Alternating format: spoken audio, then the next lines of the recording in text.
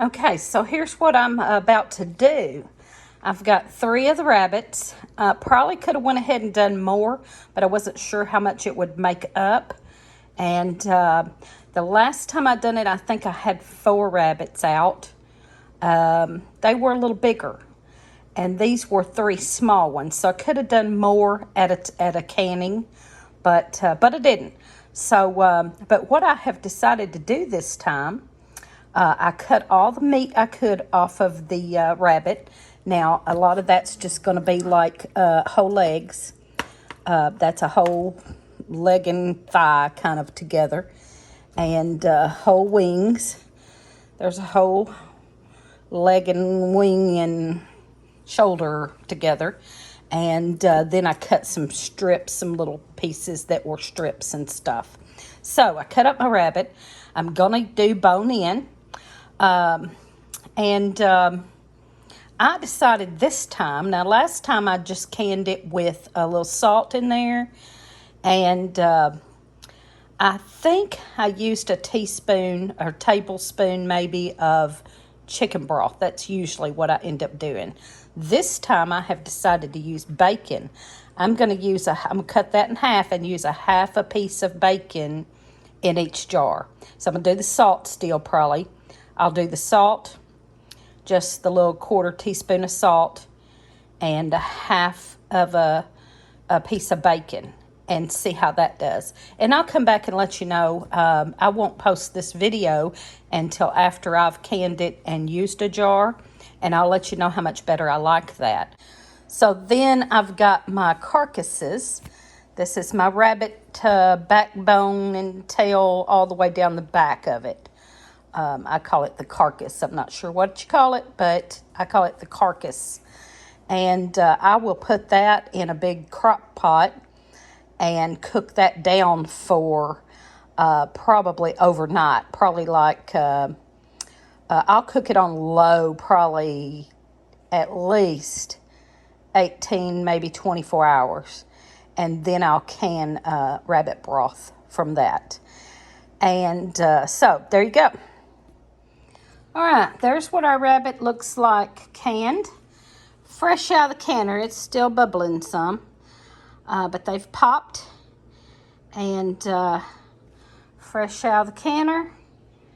And it looks delicious and it smells delicious. I can smell it. Now these lids are lids from the Amish that are a one thing lid. I forgot what that's called, ring and lid together.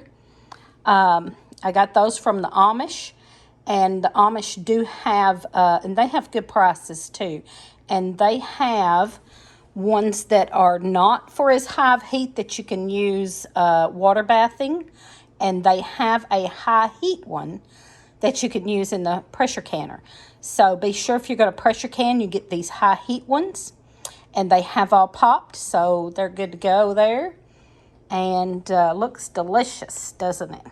All right, y'all, I am ready to try some of this rabbit and let you know how good it is. And I have used some of my canned rabbit before, especially in soups and things like that. And I done this one with the bacon piece in it, and I just want to try it and see what it's like. Now, I am going to make a dish out of this. So I'm going to put it in here and heat it up, and I am also going to add some rice. I had a little jar of rice left that I haven't vacuum sealed. Most of my rice is vacuum sealed for long-term storage. I had a little bit left that wasn't, and we don't eat a lot of rice, so I'm going to go ahead and use it. Yes, it's not on my keto diet, but I'm going to go ahead and use some of that with some cream of mushroom soup and my rabbit. But first, I'm going to taste of the rabbit. I'm going to heat it up and taste of it. If I could get it open, maybe. Okay. Oh, there it goes. So first off, this rabbit is just falling off the bone. I'm going to go ahead and just pick these bones out of here. You know, I did can it bone in, and I feel like that gives it more flavor also. So I usually can a lot of things bone in, especially chicken, rabbit. The bones will be so tender sometimes you can almost eat them. But it's just falling off the bone, falling apart. So I'm just going to pick those bones out real quick and show you, if I can, just how tender and easy that just falls apart. That rabbit just falls apart. And I'm going to heat this just a little and give it a little taste test. Okay, I'm going to taste of it. I've had it before with just the salt in it.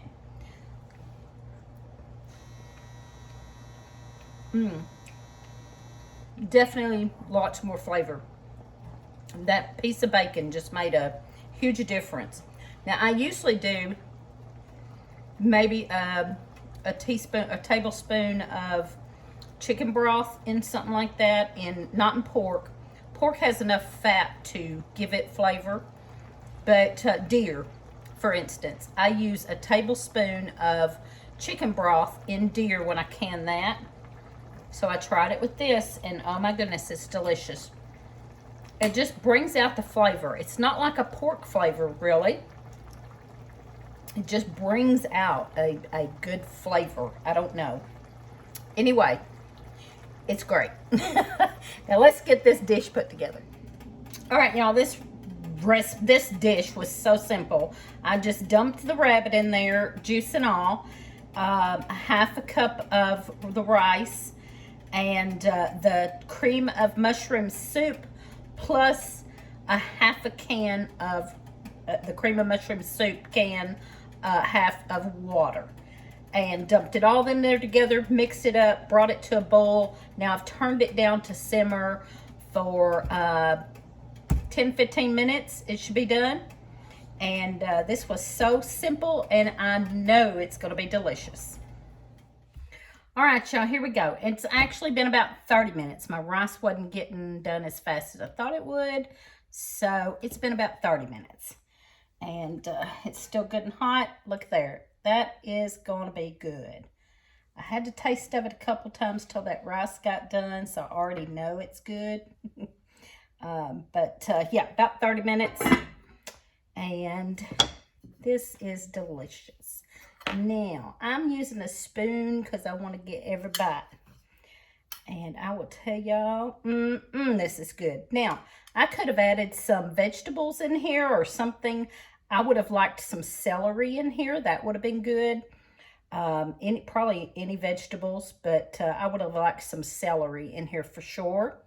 And man, and you could even make this wetter and make a good soup out of that.